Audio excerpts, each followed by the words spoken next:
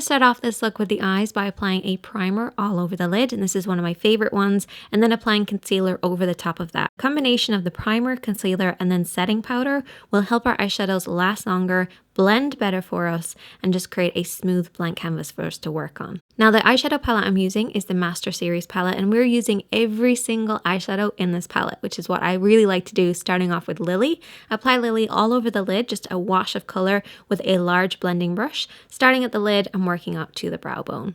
Skip the next eyeshadow and move on to the next one. We'll come back to it at the end and apply this into the crease. Now this is actually a great crease color, but it also works as a great base color as well. So if you're on the darker end of the spectrum, go for this instead of the first shadow.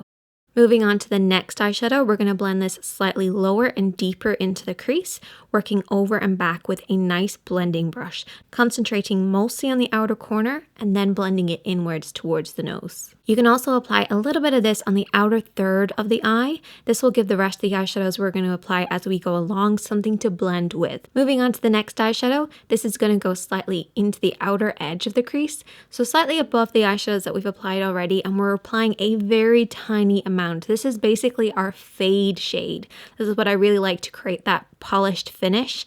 Makes such a difference. So apply a very small amount in the brush and sweep it over and back to add a little bit of depth of color. Moving on to the next eyeshadow, this is going to go on the outer edge of the eye. We're applying this on the outer third using a flat brush and then slightly into the crease just on that outer edge. Moving on to our next eyeshadow, we're then going to apply this on the outer edge of the eye a little bit further in. So we're going to the center point of the eyelid and blending it over and back to blend with the rest of the eyeshadows that we've already applied. So apply with a flat brush and blend with the blending brush. The next eyeshadow again, we're doing the same thing. We're coming in a little bit further. So this is basically covering the eyelid. Just leave a little space in that inner corner using a flat brush and then a blending brush to finish. And when I'm blending, I'm holding the brush quite far down and just very lightly going over the eyelid because otherwise you can get a muddy finish. So this will give you a softer blended finish instead. Then the next eyeshadow again is about building color. So we're applying a little bit more, getting closer to that inner corner, but still leaving a little bit of a gap there and blending it over and back again. The next shadow is pretty dark, so what I want you guys to do is to work this into the crease of the eye. Now this will look really nice because we've already had those fade colors in there. It'll make it so much easier for you. So apply it deeper into the crease, then use your blending brush to do the little swirling motions to blend it out. And because we've already applied those mid-tones and all those other shades, it will give us a lot better finish. So really polished finish because we've already done the hard work. Skip the next eyeshadow for a second and move on to the darkest eyeshadow in the palette. Apply this on the outer third of the eye, sort of lifting it up on that outer corner. And then once you've applied it, use your blending brush to blend it into the crease. Use little circular motions, blending it very, very lightly, holding the brush quite far down on the handle, then sweep it over and back and around into the crease. Coming back to that shadow again, we're going to apply this into the crease. So using a very tiny amount and holding the brush so lightly, apply this just into the crease, almost like an ombre sort of effect to the eyes. And it's a really nice finishing touch. Moving back onto Goddess, we're going to apply this right to that inner corner of the eye using a pencil brush, and then we're going to come back to the eyes after we do the face. Don't worry if it looks really messy at this stage because as we apply liner and lashes, it will really sharpen it up. Moving on to the face, I'm going to use this Amazing Cosmetics face primer. This is a really great one because it's completely clear. It'll also help your makeup last longer for you by creating a smooth base. Then I'm going to use the Amazing Cosmetics concealer to go along with that. I'm applying this on any areas that are red or discolored on the face. When you're going around the eye area, make sure to create a nice sharp line just on that outer edge and get right underneath those lashes to create a base for later. Then I'm going to take my foundation brush and just very lightly pat over the areas where I've applied concealer, but don't blend it out too much because we're going to go in with foundation next. Now you can build this foundation up depending on how much coverage that you want.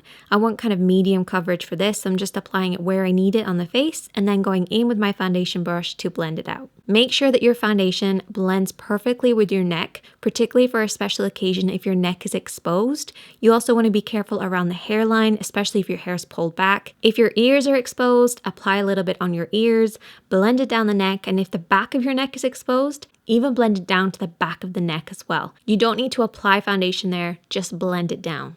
Now for the brows, I'm obsessed with this palette. It is awesome because it's got such a range of different colors. I like to mix and match, so I go a little bit lighter in the inner corner of my brows and then darker as I go through the middle. and even using the black on that outer edge. But whenever you do, please apply something onto your brows, whether you get them tinted or you apply a powder or a pencil, because they definitely will disappear in photographs. So apply a little bit of something. While I've been doing my brows, my foundation has had time to settle on the skin.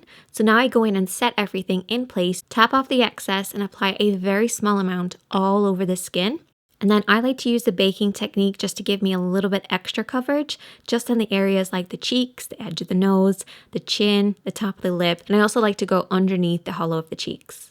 Leaving that on the face, I use my Blankcanvas Cosmetics contour powders, and I apply this into the hollow of the cheeks, also on the jawline, and around the hairline as well. Another thing that I like to do is apply bronzer as well. This will help in flash photography to make sure that our faces have some shape and shadow. And this is a really cute little handy bronzer. Apply this onto the cheeks, a little bit underneath the edge of the nose, the chin. It's all about layering the products to make sure that they last and look great in pictures too. Moving back to the eyes, I'm going to use the Goddess Smoky Black Pencil and apply this on the waterline. Smudge this out slightly underneath the lashes, and then going in with the 2 lash shadows in the palette, I'm going to apply this underneath, starting with the darkest one, smudging right underneath using a flat brush, and then the warmer one to blend that out. And also reapply that highlighter if you need to, especially because we've been applying concealer and foundation, so you might need to top it up.